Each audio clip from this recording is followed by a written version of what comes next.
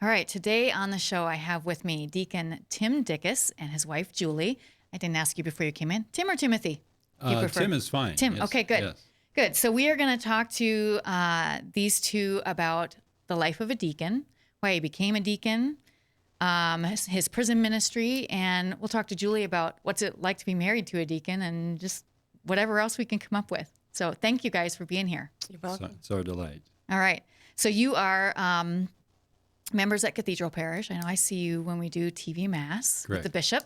So people have probably seen you on TV doing Sunday TV Mass many times. Can you guys give us a little background about yourselves, how you met, your family, where you grew up, things like that?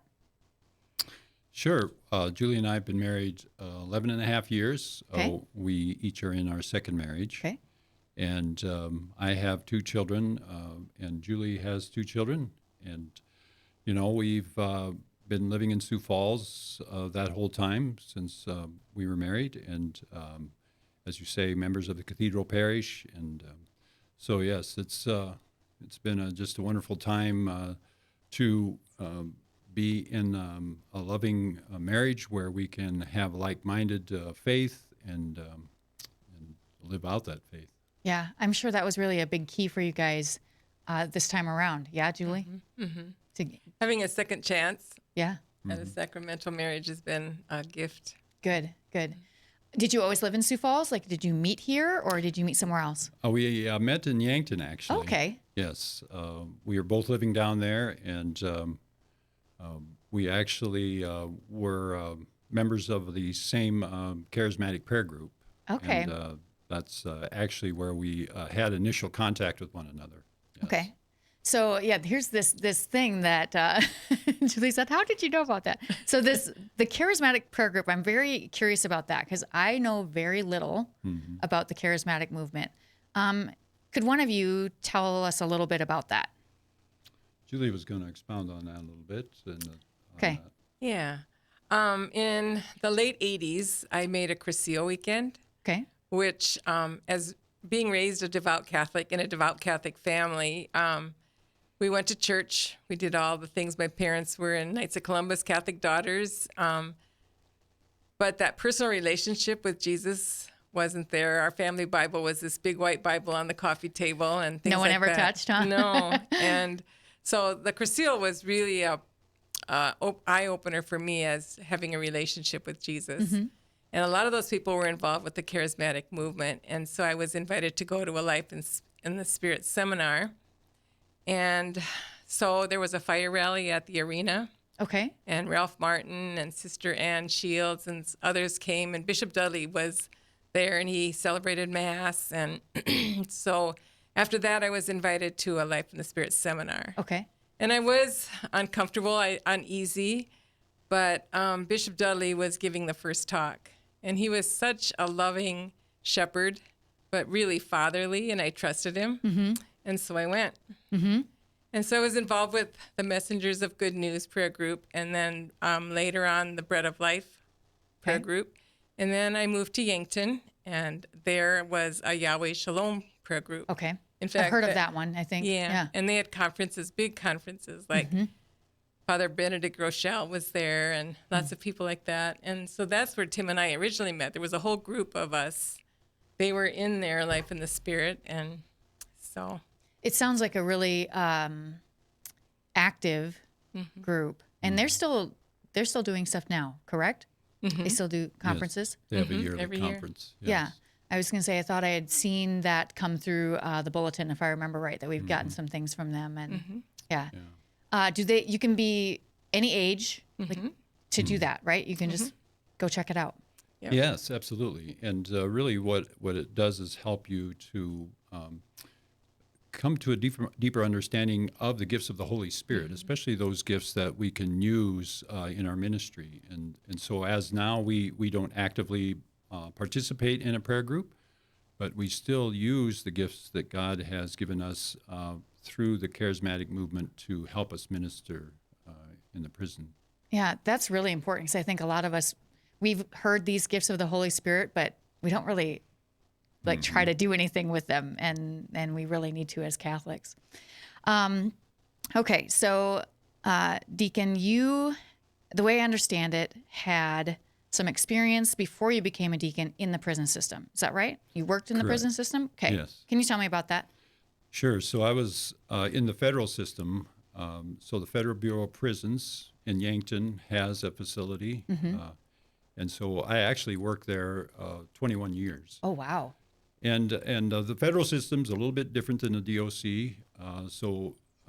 We're all correctional officers first in the federal system, but you also have your other primary job. So I was in mechanical services. So I was actually an electrician, electronics technician. Okay. I took care of all of the things that kept people in facility, And then I became the facility manager, so I had oversight of the buildings and grounds there. Okay. And did that for the last 15 years. And so I had the experience of running details, running inmates, but then as I became the facility manager, then I oversaw the individuals who maintain the facility. Okay. So you had a lot of experience there. Okay. We'll talk about, I kind of want to talk about how that's connected to your current ministry. But let's start let's not get ahead of ourselves, right? Sure. Well, so how long ago did you become a deacon? I was ordained in May of 2018. Okay, so it hasn't been that long. No. Okay, no. What made you decide to do this? Well, primarily it was God. Okay, that's good. Yeah. So to kind of get to, so I won't go clear to the beginning, but kind of pick it up where things got interesting, So I had numerous people asking me if I'd ever considered to be a deacon. One of them are a pastor at the parish I was at the time, and I would always say, no, God is not calling me to be a deacon, simply because of fear. I was afraid of all of the things that being a deacon would require of me. And so people would be encouraging me to look into it, and I would always give them the same answer. And so I just put it out of my mind. And shortly thereafter, Julie and I were married, and I moved to Sioux Falls, where she was living. And I would meet with a friend of mine, and we'd kind of hold each other accountable as men, And so we just have a Bible study and such. And he had just gone to Mass that morning, and we were meeting just a little bit later. And when he came into my home, he sat down and he had a really strange look on his face. And I said, so what's wrong with you? And he said, God spoke to me at Mass. And I said, really? What did he say? And he pointed directly at me, and he said, he wants you to be open to becoming a deacon. And he had no idea, because I had told no one about this, And so at that point, it felt like somebody hit me between the eyes with a 2x4. And my eyes were opened, and I realized that I had been resisting God's will for my life. And he said I had turned white as a sheet. And I probably, can imagine, yes. I probably stopped breathing for a short time as well. So I took that as a sign that I needed to begin to look into the whole process. And so I did. I spoke with the formation director, and he says, well, it sounds to me like you ought to at least apply. Mm-hmm. And so I did. I applied and began the interview process, and this went on for a year. And during that first few months, just to affirm what the Lord was telling me, he would send these little old ladies to me frequently, and I didn't even know who they were, and they come up to me and they say, we think you ought to be a deacon. And it even got to the point where it was becoming comical, because, they would just come up. We'd go to a party, and this lady would come up, And so I said, okay, yes, Lord, I'm in. All right, I'm going through the process. Well, it got all the way up, and to the final scrutiny, I was approved. And when it went to bishop, the bishop said no. Okay, so now wait a second. So you had to start thinking somebody's putting all these people up to this at some point, especially when now the bishop says no. You're like, Absolutely. Okay, wait a second. Yeah, so at this point I'm scratching my head, okay. But actually I was relieved. So I figured, well, God was just testing me, to see if I was all in. Are you listening? Exactly. And so what I did was I just said, we'll just chalk that one up as an experience for trusting in the Lord. And so we just went on with our lives. And 3 years later, then we get a letter from the formation director again. And he says, we're starting another class. You have 30 days to give me an understanding of whether or not you want to join, or apply again. And of course, I began to freak out once again. And so I said to Julie, I said, this is a life-changing thing, so we have to pray intently about it. So for 30 days, we did a holy hour each day for that intention. Lord, Okay, yep. Lord, do you want us to do this? And then I'll let Julie kind of take over from here, because she is the one that instigated this next step. Good job, Julie. Sure. Well, first of all, when he said he told no one about him, God calling him to be a deacon or asking him to be a deacon, he didn't even tell me. Oh, wow. He really meant no one. Yeah, and so later on I said, why didn't you tell me? And he said, because I wasn't going to be a deacon. Right. So the day that I came home after this, he met with Cullen. He said to me what happened, and he said, I think I need to check this out. And my first instinct was, no. We had just been married maybe a year and a half. Yeah. But it was fleeting. It was just for a few seconds. And the thought came to me, if God's calling him to do this, how can I say no? Mm-hmm. And ultimately, the wife is the one that has the final yes. She says yes or no at the very end before he could be ordained. But it became a beautiful experience. We learned about each other, about our faith, the fellowship with the other couples, the fraternity that we have that will be lifetime is beautiful. So back to the 30 days. Back to the 30 days. About 20 days in to the holy hours, I thought, I'm going to check what feast day it is on the 30th day. Oh, sure. And I went to it, and it's the Feast of St. Lawrence, who happens to be the patron saint of deacons. And I called Tim at work, and I said, guess what? And I said, it's the 30th day is St. Lawrence's feast day, and it's our sign, Tim. It's our sign. And he goes, I need more. He was still going to... He needed that. Yeah, he needed hit between the eyes again. Sure. But I knew for sure that... Yeah. And it really just gave us freedom and grace to enjoy the formation.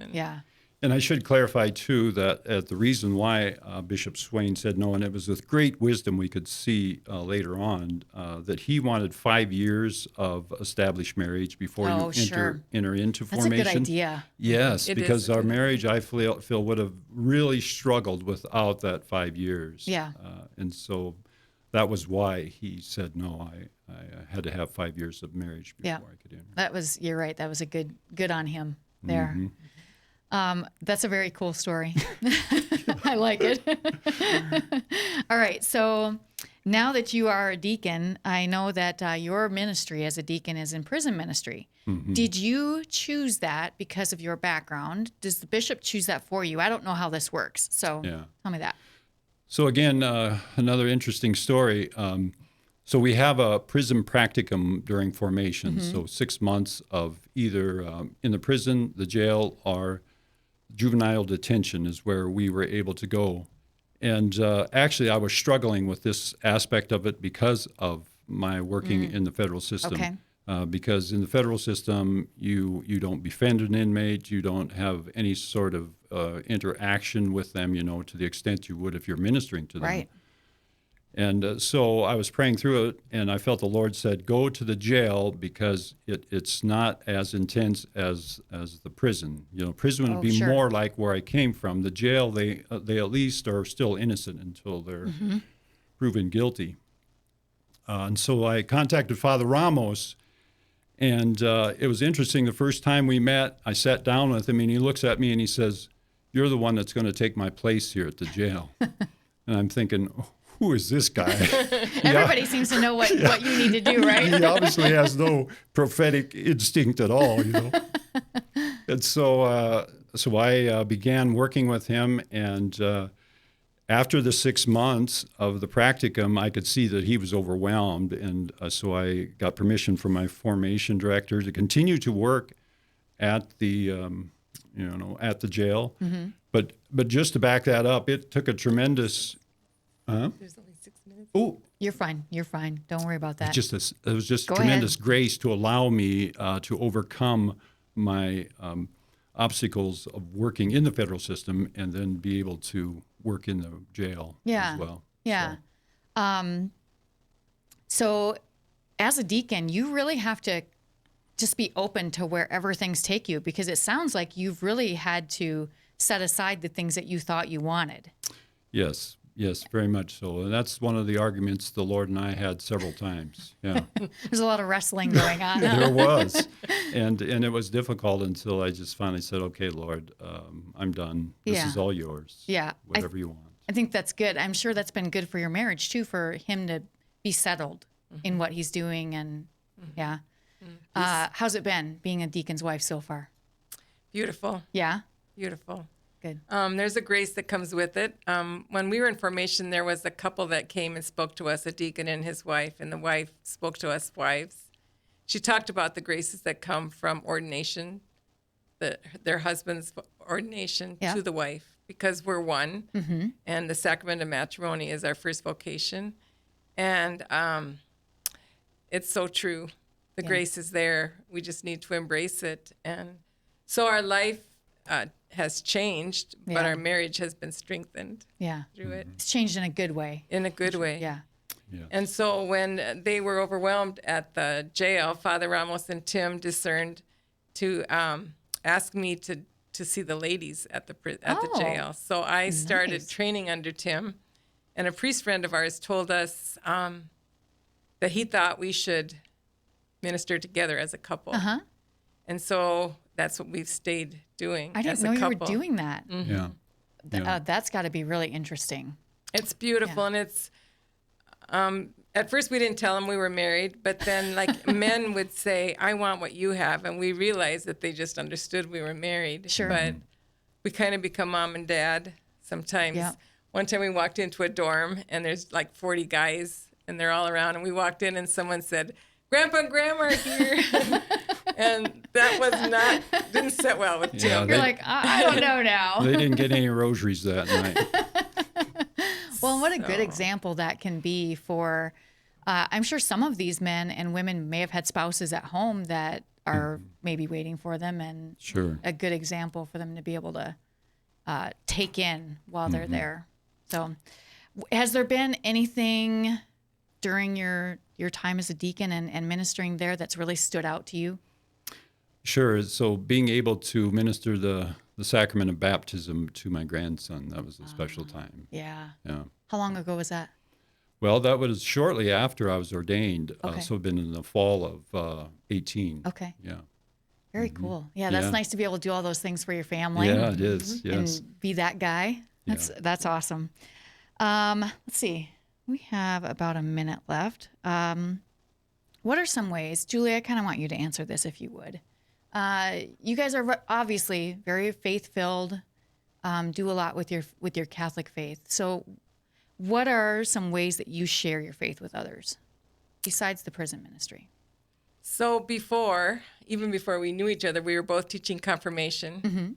Then we taught at St. Catherine Drexel, we taught RCIA for 2 years, which was a gift. It was beautiful. But we realized that all of that was in preparation for jail ministry because we are taking people through RCIA. We've had 2 people become Catholic in jail and receive their first confession and communion there with the help of Father Jeff and Father Ramos. Teaching, bringing them back to their faith. They haven't been to confession for years. And then Father Jeff will come in and hear their confession, and then we can bring them communion. Yeah. So as far as parish life and helping, since we spend 4 or 5 days with ministry and then following up with our jail inmates at prison after they've gone to prison, we don't do parish ministry, so to speak. Sure. You're pretty busy. Yeah. Well, it sounds like you guys really have a great thing.